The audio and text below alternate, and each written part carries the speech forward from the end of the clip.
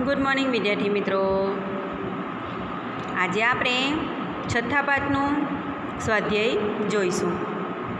તો દરેક વિદ્યાર્થી મિત્રો ગુજરાતીની ચોપડીકારો અને પાઠ 6 સ્વાધ્યાય નીચેના પ્રશ્નના ઉત્તર લખો. પ્રશ્ન 1. લેખક ચાલતા ચાલતા ક્યાં અટકી ગયા? ત્યાં તેમણે શું જોયું? તો લેખક ફૂટપાથ પર ચાલતા હતા. તે સમયે તેમણે 3 દરવાજા પાસે દર્દથી બોલાયેલા આ શબ્દો સાંભળ્યા. એક કંગાલ પર ઇતની રહમ કરો. આથી લેખક ચાલતા ચાલતા અટકી ગયા. ત્યાં તેમણે દરવાજા વચ્ચેની સાંકડી કમાનમાં એક અત્યંત કંગાલ સ્ત્રીને 3-4 બાળકો સાથે જોઈ. બીજો પ્રશ્ન. ભીખુએ જલેબી ખરીદીને શા માટે ખાધી નહીં? ભીખુએ જલેબી ખરીદીને શા માટે ખાધી નહીં? કારણ કે જલેબીની સુગંધથી ભીખુનું મોં પાણી થઈ ગયું. છતાં તેણે જલેબી ખરીદી નહીં. ભીખુને તેના ભૂખ્યા ભાંડુઓ એટલે કે ભાઈઓ યાદ આવ્યા. તેણે જલેબીને બદલે 6 પૈસાના દાળિયા ખરીદ્યા, જેથી બધા ભાઈઓ થોડા દાળિયા ખાવા મળે. ત્રીજો પ્રશ્ન છે.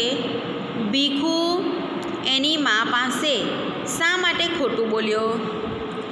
ભીખુની મા અને એના ભાઈઓ ભૂખ્યા હતા. એની પાસે એટલા દાળિયા નહોતા કે જેથી ઘરના બધાની ભૂખ સંતોષી શકાય. બધાને દાળિયા મળી રહે તે માટે ભીખુએ પોતે દાળિયા ખાધા નહીં. કુટુંબ પ્રત્યેની લાગણીને કારણે એ એની મા આગળ ખોટું બોલ્યો કે પોતે ડરાઈને ખાધું છે. ભીખુ પાસે જેટલા દાળિયા હતા એટલા દાળિયાથી બધાનું પેટ ભરાઈ જાય એમ ન હતું. તેથી ભીખુએ પોતે દાળિયા ખાધા નહીં અને એની માને જૂઠું બોલ્યો કે મેં તો પેટ ભરીને દાળિયા ખાધા. ચોથો પ્રશ્ન. કુટુંબનો સ્તંભ કોને કહેવાય? ઘરનો સ્તંભ ઘર માટે ટેકો કે આધારનું કામ કરે છે. એમ જે વ્યક્તિ પર સમગ્ર કુટુંબનો આધાર હોય છે તેને કુટુંબનો સ્તંભ કહેવામાં આવે છે. ઘરનો જે સ્તંભ હોય એટલે કે જે આપણે જે ઘર બાંધતી વખતે જે મેન સ્તંભ ઊભો કર્યો હોય તે એના ટેકા પર તેનું મકાન આખું આધાર રહે છે. તેમજ વ્યક્તિ પણ સમગ્ર કુટુંબનો આધાર હોય છે. તેથી તેને કુટુંબનો સ્તંભ કહેવામાં આવે છે. ભીખુ ભૂખનું દુઃખ ગળી ગયો એવું લેખકને કેમ કહ્યું? ભીખુ પોતે પણ ખૂબ ભૂખ્યો હતો. ભૂખનું એ દુઃખ દૂર કરવા એણે 6 પૈસાના દાળિયા ખરીદ્યા. દાળિયા મોંમાં નાખવા જતાં જ એને પોતાના ભૂખ્યા ભાઈ યાદ આવ્યા ને દાળિયા ખાઈ ન શક્યો. લેખકે તેથી કહે છે કે ભીખુનું ભૂખનું દુઃખ ગળી ગયો. તેથી લેખક તેથી કહે છે કે ભીખુ ભૂખનું દુઃખ ગળી ગયો. શું કર્યું કે ભીખુએ પોતે ખૂબ ભૂખ્યો હતો. તેને દાળિયા ખરીદ્યા, પણ જ્યાં એ દાળિયા ખાવા ગયો ત્યાં તેને એના ભૂખ્યા ભાઈઓ યાદ આવી ગયા. તેથી તેને દાળિયા પાછા પેલા કપડામાં મૂકી દીધા અને પોતાનું ભૂખનું દુઃખ ગળી ગયો. છઠ્ઠો પ્રશ્ન. આ વાર્તાનું શીર્ષક તમે શું આપો? શા માટે? આ વાર્તાનું શીર્ષક હું અંતરના અમી આપું, કારણ કે આ વાર્તાનું મુખ્ય પાત્ર ભીખુ પોતે દુઃખ વેઠે છે પણ મા અને ભાઈ બંધુઓને વિશેષ ખ્યાલ રાખે છે. પોતે ભીખ માગીને લાવે અને પોતે જ ખાય પણ ભાઈ બંધુને ખવડાવે છે. એ ભૂખના અંતરમાં રહેલું અમૃત તત્વ છે. પ્રશ્ન 2. નીચેના વાક્યો કોણ બોલે છે તે કહો. પહેલું છે ખાવાનું તો ભાઈ લાવે ત્યારે. આ વાક્ય છોકરાની મા બોલે છે. કોણ બોલે છે? છોકરાની મા બોલે છે. બીજો પ્રશ્ન. એક શેઠીએ મને જલેબી ખવડાવી. આ વાક્ય કોણ બોલે છે? ભીખુ બોલે છે, માં કાંઈ ખાવાનું છે? આ વાક્ય ઊંઘમાંથી જાગેલું ભિખારણનું છોકરું બોલે છે. એ આંખ પણ નથી કે શું? આ વાક્ય કોણ બોલે છે? બાનુનો પટાવાળો બોલે છે. એટલે કે જે પેલી મેડમનો જે પટાવાળો હોય તે બોલે છે. ત્રીજો પ્રશ્ન છે, નીચેના દરેક રૂઢિપ્રયોગોનો વાક્યમાં પ્રયોગ કરો. પહેલું છે ઉગારી લેવું, એટલે કે બચાવી લેવું. પેલા જે ડ્રાઈવરે સમય સૂચકતા વાપરીને મુસાફરોને અકસ્માતથી ઉગારી લીધા. શું આવે? ડ્રાઈવરે સમય સૂચકતા વાપરીને મુસાફરોને અકસ્માતથી ઉગારી લીધા. બીજી છે વાત કરાઈ જવી, વાત સમજાઈ જવી.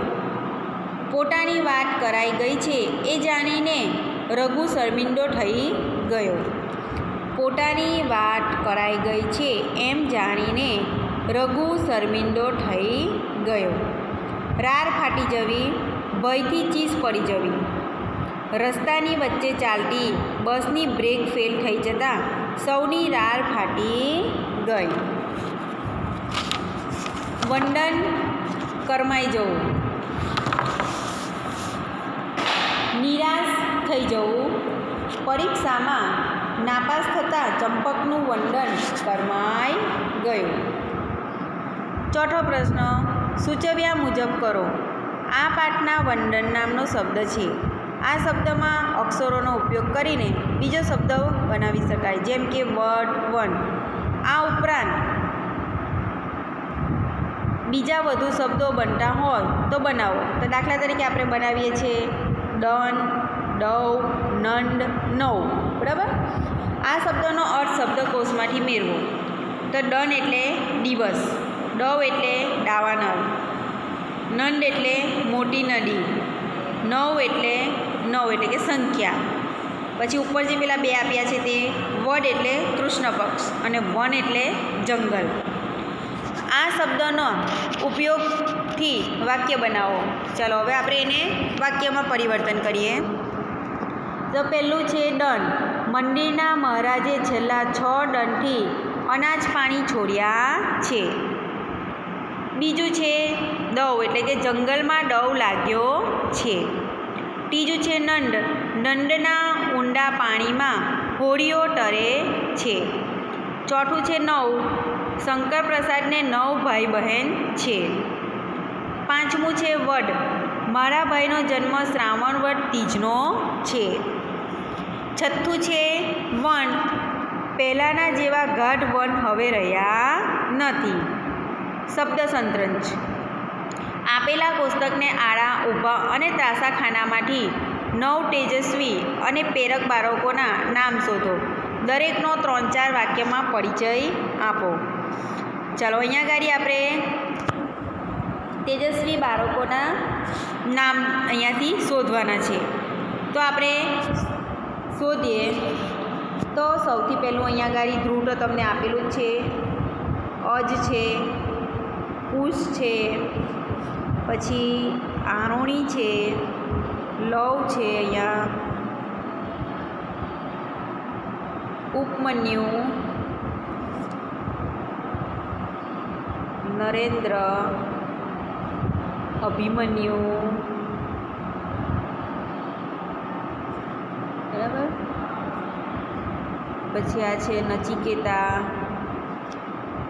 ચાલો થઈ ગયા 9. હવે આપણે આનો ઉપયોગ કરીને આના વિશે 3-4 વાક્ય લખવાના છે.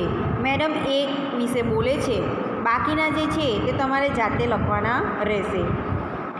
ચાલો, મેડમ અજ વિશે બોલે છે. તો અજ સૂર્યવંશી રાજા રઘુનો પુત્ર હતો.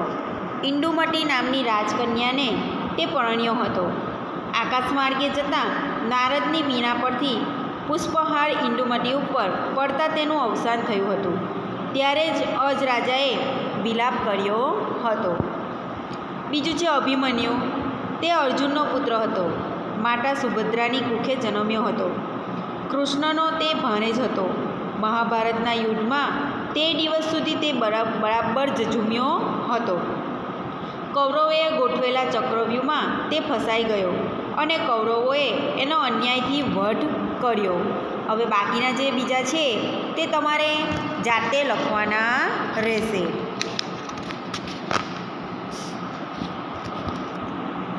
ચાલો, અહીંયા આપણું આ સ્વાધ્યાય પૂર્ણ થાય છે. તો આગળ મળીશું આપણે નવા પાઠ સાથે અને નવા વિડીયો સાથે.